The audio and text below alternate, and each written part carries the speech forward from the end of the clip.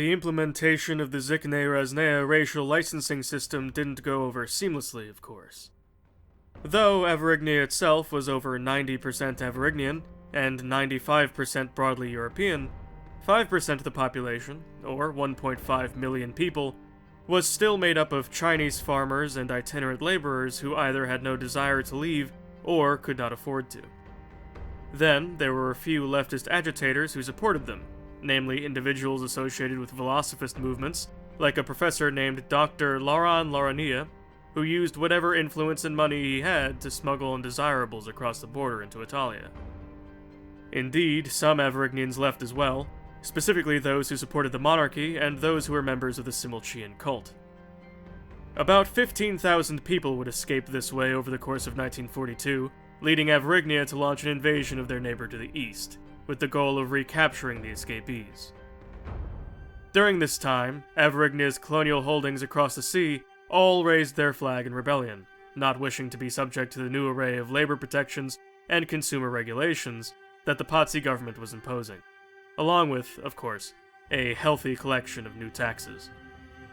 Avarignia, preoccupied with their war to the east, was unable to respond.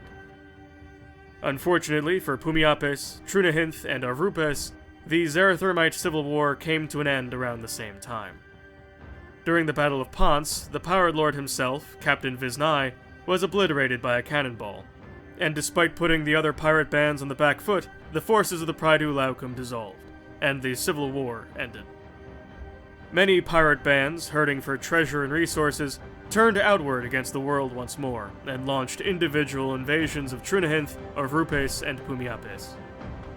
3 major pirate bands spearheaded each invasion. The Risu band invaded Pumiapes, the Zeri Clanar attacked Trunahinth, and the Spuritsa Perthi turned its attention towards Arupes. In a chaotic, disorganized scramble, these former colonial states would slowly be folded into the Evangelist realm of Zaratherma over the course of the next few years. In February 1943, the immolation of Rome occurred, with Avarignian air might carrying out a carpet firebombing of the ancient city, allowing Avarignia to extract a humiliating peace from Italia, taking North Africa, Sicilia, Sardinia, and Corsica. These new annexations would be used as the primary locations of various labor and death camps called Verisarina, or fire towns, for the smoke constantly billowing from them, as seen from miles offshore. Italia, along with the other post-Roman states, instantly realized the mortal danger that had been suddenly thrust upon them, forming their own military alliance, called the Romanus Foedus, or the Pact of Rome. By June of 1943, the former colonial states of Avarignia's empire in the New World were subsumed by Zaratherma, insofar as a realm without governance could annex territory in the first place. This was when Avarignia declared war on the realm of the pirates, doing so on the 20th of June 1943. This war, called the Transatlantic War, would prove to be rather slow, especially at first. Indeed, this was more of a public declaration of discontent than anything else, as the Pazzi military government had bigger fish to fry. Specifically, in July of 1943, Avarignia was faced with a mass rebellion in its South African colony. A vast but sparsely populated agricultural settlement, administered by a white Avarignian minority, the native Africans had not been slaves for a long time, though they were an underclass sometimes used for harsh labor. Now, faced with slavery at best and liquidation at worst, hundreds of thousands of natives across the colony rioted, clamoring at the walls of the grand Avarignian cities on the coast, and murdering poor farmers inland. The Pazzi government responded without hesitation and ordered the military to shoot on sight. The Cape Culling, as it came to be known, would unfold between 1943 and 1945, resulting in the deaths of 2 million native Africans and 500,000 Avarignians, soldiers and civilians alike. This resulted in the colony becoming majority white Avarignian, with the remainder native population entering into various work camps or fleeing the colony entirely. Most of them went to Kilwa through Bartose, where they brought a spirit of urgency to the Central African hegemon, which promptly used its coastal provinces to begin trading with the Greek despotates of the Middle East for arms and ammunition. During that same period, the Northern Reclamation occurred, with the nations of the Wotansloa converging on Samogisha, which would be steadily pushed back until they were welcomed into the Romanus Foedus, which is where the conflict reached a ceasefire, turning the balance of power in the north completely on its head.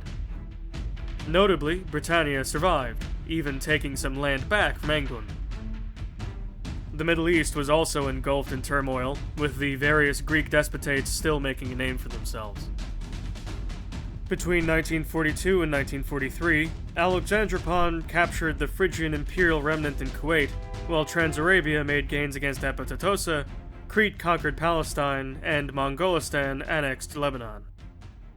In 1944, Comrade Vuras died, and an unexpected character who had gotten involved in the Phrygian Revolution came to the helm, Dr. Larania, who had fled Italia after the Avarignian victory.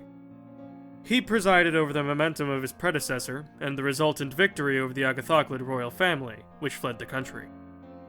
He gave but a brief speech in front of the burnt-out husk of a major city, saying, "The world is not fair, comrades. The world is unfair, uneven, unequal.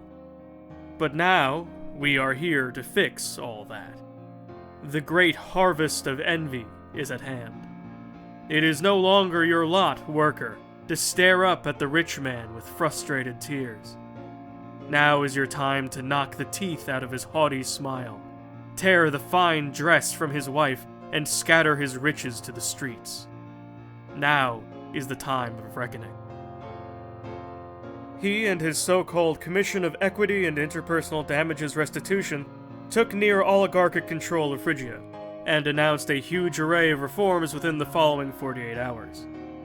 These included the decree that no man, woman, or child be deprived of the basic necessities of life, making housing, food, medicine, and employment fundamental rights, the wholesale banning of religious and national identity under the penalty of death, calling for the complete destruction of religious sites and national symbols, abolishing the institution of marriage and with it the age of consent, bringing corrupt business magnates, landlords, and investment bankers to grand show trials which invariably resulted in their public execution, and established the Artistic Grievances and Creative Violence Regulation Boards, which sought to promote non-standard forms of artistic expression while censoring and regulating so-called regressive forms of traditional and religious art. In a panic to save the Holy Land from philosophists, Mongolistan and Sirdia launched a simultaneous invasion of the People's Power of Phrygia, known colloquially as 3P. Meanwhile, Rajasthan, seeing an opportunity to strike out and improve its position on the world stage, launched an invasion of Mongolistan, Maizhou, and Mongquan, cutting a deep swath into the second and completely annexing the third.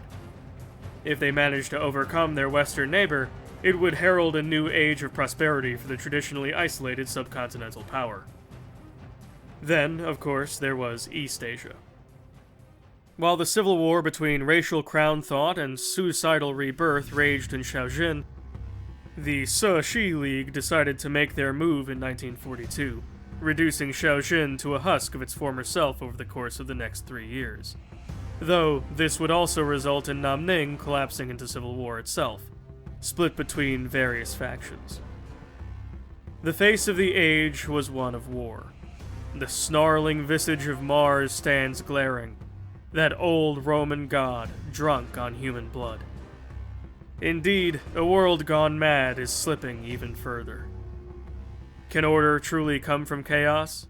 Or is mankind doomed to tear at itself until there's nothing left?